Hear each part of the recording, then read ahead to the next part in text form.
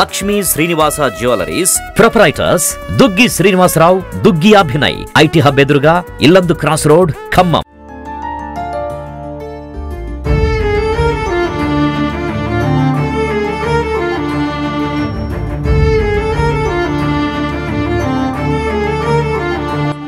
నన్ను బతికించండి, మీ చేతులెత్తి దండ పెడుతున్నాను, నన్ను రక్షించండి.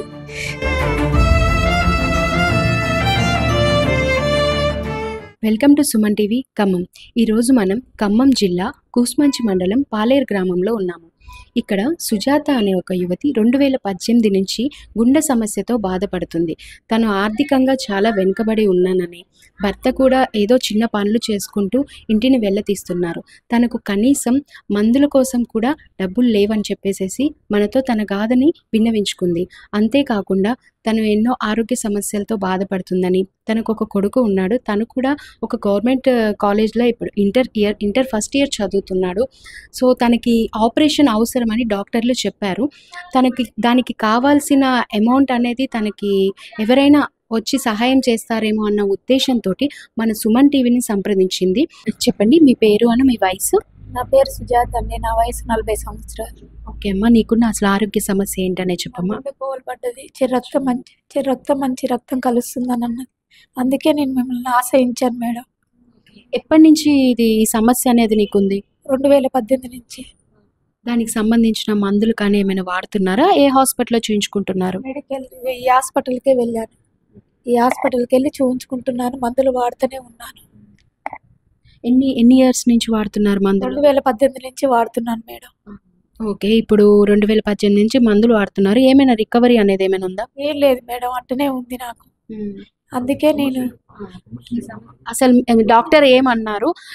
ఆ సమస్యని ఎప్పుడు గుర్తించారు? అంటే మీరు మెడిసిన్స్ ఎలా తెలిసింది మీకు గుండె జబ్బు ఆయాసం వస్తుందని హాస్పిటల్కి వెళ్ళాం.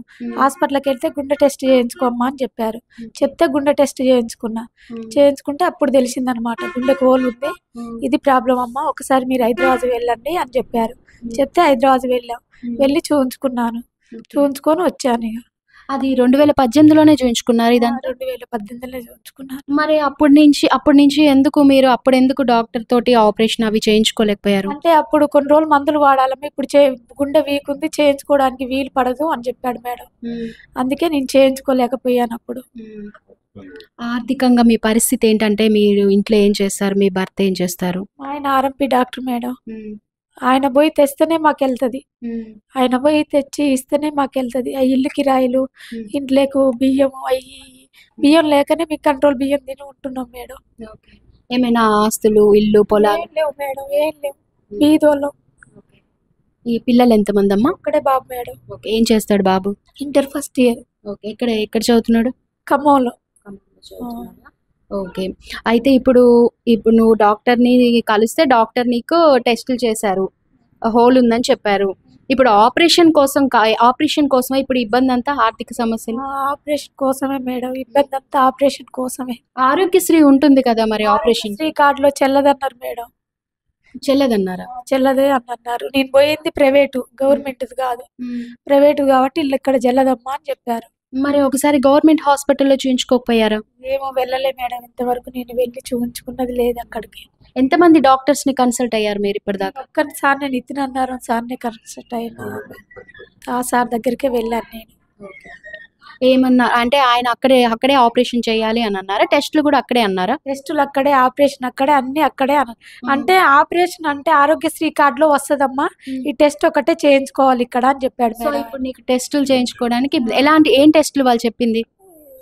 Angiogram madam. యాంజియోగ్రామ్ టెస్ట్ చేయాలని అన్నారు. దాంతో పాటు ఇంకేమైనా టెస్టులు చెప్పారా? టెస్ట్ అనలే మేడం, అదొకటే చేయాలి అని అన్నారు. సుమారుగా ఖర్చు ఎంత అవుద్దన్నారు? సుమారుగా 50,000 అవుతుంది అన్నారు మేడం. 50,000 అంటే ఆ టెస్ట్ అదొక్కటే టెస్టా లేకపోతే ఇంకా వేరే ఏమైనా టెస్ట్ లేవు మేడం? మా దారి ఖర్చులకు ఈ టెస్ట్ కు 35,000, మా దారి ఖర్చులకు అన్ని ఒక 50,000 అవుతాయి అని చెప్పారు. ఆపరేషన్ మాత్రం ఆరోగ్యశ్రీ మీద చేస్తా అన్నారు. చేస్తామని అన్నారు. మీ సమస్యని ఇంకా ఎవరితోటైనా చెప్పుకున్నారా? అంటే ఇప్పుడు మీ ఊర్లో ఉన్నటువంటి పెద్దలకు కానీ ఎవరికైనా మీరు ఇప్పుడు సీఎం రిలీఫ్ ఫండ్ అని అవన్నీ ఉంటాయి కదా, దేనికైనా అప్లై చేసుకున్నారా? చేయలే మేడం, ఎవరు చెప్పలేదు నేను అసలు. ఎందుకని మరి అది ఎందుకు మీరు ట్రై చేయలేదు? ఏమో మేడం, ఎవరు హెల్ప్ చేస్తారు ఈ రోజుల్లో? ఎవరి పరిస్థితి చూసినా అట్టే ఉందని. ఆహా! అలా కాదమ్మా. ముందు మనం ప్రయత్నించాలి గదా! ప్రయత్నిస్తేనే గదా తెలిసేది. మీ సమస్య గురించి మీ స్థానికంగా ఉండేటటువంటి మీ మంత్రులు కానీ, ఎమ్మెల్యేలు కానీ, లేదంటే ఎవరైనా వైద్య అధికారులు కానీ ఎవరినైనా సంప్రదించారా మీరు? పొంగులేటి శ్రీనివాస్ దగ్గరికి వెళ్ళాను మేడం. అక్కడ అప్లికేషన్ 2-3 సార్లు పెట్టుకున్నాను. వాళ్ళేం పట్టించుకోలేదు. పట్టించుకోపోయేసరికి ఇక వెళ్ళలేదు మేడం మేము. అంటే మీరు డైరెక్ట్ సార్‌నే కలిసారా? లేకపోతే అక్కడ ఉన్నటువంటి ఎవరైనా ఎంప్లాయీస్‌ని కలిసారా? వేరే వాళ్ళని కలిసాను. పిఏ గారిని కలిసాను నేను. కలిసి వచ్చాను. వస్తే చూస్తానమ్మా, సారుకు చెప్తాను, వెళ్ళు అని అన్నారు. 2-3 సార్లు పోయినా అదే పరిస్థితి అయింది. అయ్యేసరికి ఇక వెళ్ళలేదు మేడం మేము. ఇక్కడ ఎవరైనా గవర్నమెంట్ డాక్టర్స్‌ని గాని అలా ఎవరినైనా కలిసారా మీరు? ఎవరిని కలవలేదు. ఇప్పుడు మీ ఆర్థిక సమస్య గురించి అంటే ఎలా ఉంది? మీ ఆర్థిక స్థితి ఏంటి అసలు ప్రస్తుతం? మాకు తినడానికి, తాగడానికి చాలా ఘోరంగా ఉంది మేడం. మా పరిస్థితి చెప్పేటట్టు లేదు అసలు. మా పరిస్థితి గురించి చెప్తే ఎవరికి అర్థం కాదు మేడం. తినడానికి, వెళ్ళడానికి కష్టంగా ఉంది. ఇల్లు కిరాయి కట్టుకోవడానికి కష్టంగా ఉంది. చాలా ఇబ్బందులు మేలుకుంది. ఏంటి అసలు? అంటే అంత ఇబ్బంది ఏంటి? అంటే ఇప్పుడు ఆపరేషన్ వెళ్ళడం కష్టంగా ఉంది. అది మెడిసిన్స్‌కి ఎంత అవుతుంది? కనీసం నీ మందులకి ప్రతి నెల ఎంత అవుతుంది? 3,000 అయితే మేడం. ఓకే. 3,000 అయితే. ప్రతి నెల 3,000 అవుతున్నాయి. ఓకే. మరి అవి ఎలా వెళ్తున్నాయి మీకు ఆ 3,000? ఇక ఆయన పోయి తెస్తేనే, ఎవరైనా సూదేపించుకుంటే తెస్తే ఇస్తేనేమో వస్తాయి, లేకపోతే లేదు మేడం. మా పరిస్థితి ఇక అట్టుండాల్సిందే ఇక. ఇంట్లో ఇప్పుడు ఎలా మీ సార్ తోటే మీ సారే మొత్తం పెట్టుకుంటున్నారా? అన్నీ ఆయన పెట్టుకుంటున్నాడు మేడం. ఓకే. మరి మీ సార్ ఆర్ఎంపీ డాక్టర్ కదా! తన తరపు నుంచి తనేమన్నా ప్రయత్నాలు చేశారా? ఎవరైనా డాక్టర్‌ని కలిసి చేయటం? మంది దగ్గర తీసుకెళ్ళాడు. వాళ్ళు ప్రోత్సహించి చేస్తేనే మేము వీడి దాకా వచ్చినాం మేడం. వెళ్ళాం. సో ఎవరో ఒకరు మరి ఏమైనా సహాయం చేస్తున్నారు ప్రస్తుతానికి మందులకు కానీ దేనికైనా? దేనికి చేయలేదు మేడం. దేనికి లేదు. సరే ఇప్పుడు నీకున్న సమస్య ఇప్పుడు గుండె సమస్య ఉంది కదా! ఏంటి లక్షణాలు ఏంటి దానివి? లక్షణాలు అంటే నాకు కొంచెం గుండెల కాడ దడదడ లేవడం, భయం భయం కావడం, ఆయాసం రావడం, ఏ పని చేసుకోలేకపోవడం. నేను ఏ పని చేయట్లేదు. నా కొడుకే ఊపుతుండు, సల్తుండు, బట్టలు ఉతుకుతుండు, అంట్లు తోముతుండు, అన్ని వండి పెడుతుండు, అన్ని చేస్తుండు నా కొడుకు. నా కొడుకు కాలేజ్ పని చేసి అన్ని పనులు చేస్తుండు మేడం. ఇంకా అసలు అంటే ఎలా ఉంటుంది ఆరోగ్యం మేడం? ఆయాసం బాగా వస్తుంది. ఏ పని చేసుకోనియదు. లక్షణాలు అదే ఎక్కువ ఉంటది. ఇక నాకు ఎక్కువ ఆయాసం బాగా వస్తుంది. ఆయాసం బాగా వస్తుంది. పని ఏం చేసుకొని తొందరగా మీ దయ వల్ల నాకు కొంచెం, దాతల దయ వల్ల, ఎవరి దయ వల్ల నాకు కొంచెం సహాయం చేస్తే ఇంతకంటే కోరుకునేది ఏం లేదు నేను. ఇంకా అంటే ఖమ్మంలో గానీ ఎవరైనా డాక్టర్స్‌ని గానీ లేకుంటే ఇంకెవరినైనా సంప్రదించారా మీరు? చేయలేదు మేడం. సంప్రదించలేదు. ఎవరిని సంప్రదించలేదు మీరు. ఇప్పుడు మీకు కావాల్సింది టెస్ట్‌ల పరంగా, ఖర్చుల పరంగా ఆర్థిక సహాయం అనేది కావాలి. అవును మేడం. అంతకంటే ఎక్కువ ఏం లేదు నేను కోరుకునేది. నన్ను బతికించండి, మీ చేతులు ఎత్తి దండం పెడుతున్నాను. నన్ను రక్షించండి. అంటే మీరు ఇప్పుడు సుమన్ టీవీని కాంటాక్ట్ అవ్వాలని ఎవరు చెప్పారు మీకు? ఎవరి ద్వారా కలిసారు మీరు? నేనే చేశాను మేడం. నేనే చేశాను. నేనే చేసి అంటే ఎవరైనా చెప్పారా మీకు ఇలా చెప్పండి? సెల్లులలో చూస్తున్నా కదా, చూసి చేశాను నేనే. ఆయనకు ఫోన్ చేద్దాం అనుకున్నాం. అయితే వేరే వాళ్ళకి పోయింది, ఖమ్మం సుమన్ టీవీ వాళ్ళకి ఫోన్ చేయండమ్మా అన్నాడు. ఖమ్మం సుమన్ టీవీ అని ఫోన్ చేస్తే వాళ్ళ నెంబర్ వస్తుంది, వాళ్ళకి చేయంటే మీకు చేశాను మేడం నేను.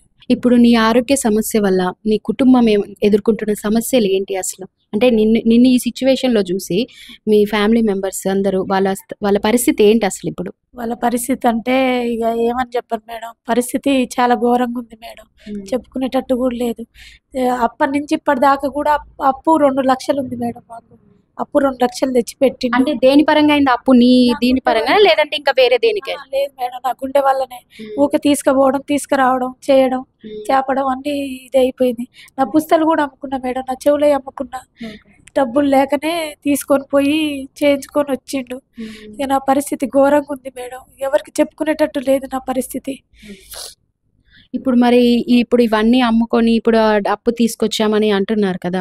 మరి రేపు దాని పరిస్థితి ఏంటి? అది ఎలా తీర్చుకోవాలి ఏంటి అన్నది ఏంటి? సరే అమ్మా, మరి ఇంత అవుతుంది కదా, నీ తల్లిదండ్రులు కానీ నీ తోబుట్టులు కానీ ఎవరైనా ఉన్నారా? లేదు మేడం. మా అమ్మ, మా నాన్న చనిపోయారు. మా తమ్ముడు చనిపోయారు. మా అక్క ఉంటే, మా అక్క మొన్ననే 2 సంవత్సరాల క్రితం యాక్సిడెంట్ అయ్యి చచ్చిపోయింది. అంటే ఆ తల్లిదండ్రులు ఎన్ని సంవత్సరాలు అయింది చనిపోయి? నా చిన్నప్పుడే చనిపోయారు మేడం. ఎవరి దగ్గర పెరిగారు మీరు? మేము మా అమ్మమ్మ దగ్గర పెరిగాం మేడం. మరి అమ్మమ్మ ఉందా ఇప్పుడు ప్రెసెంట్? ఆమె కూడా చనిపోయింది మేడం. అంటే తల్లిదండ్రుల తరపు నుంచి ఏమైనా ఆస్తులు కానీ ఏమైనా? ఏం లేవు మేడం, మేము అంతంత మాత్రమే బీదోళ్ళమే. ఓకే, మీ తోబుట్టులు అన్నయ్యల తరపు నుంచి కానీ ఎవ్వరు అక్కడ లేరు మేడం. నాకు ఒక్క చెల్లి ఉంది, ఒక్క చెల్లె ఉంది.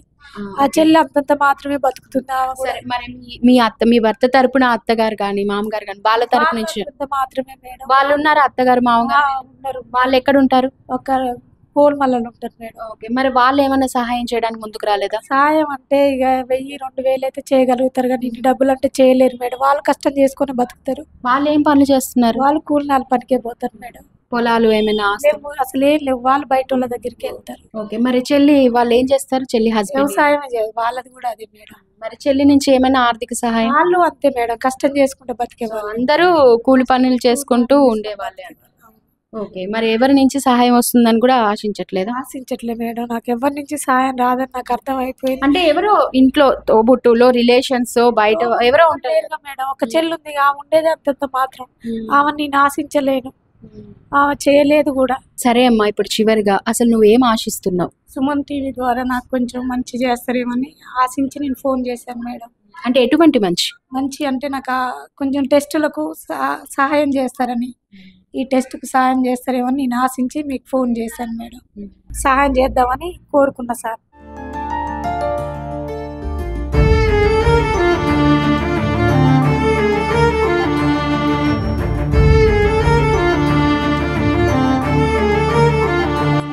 నన్ను బతికించండి, మీ చేతులు ఎత్తి దండ పెడుతున్నాను, నన్ను రక్షించండి.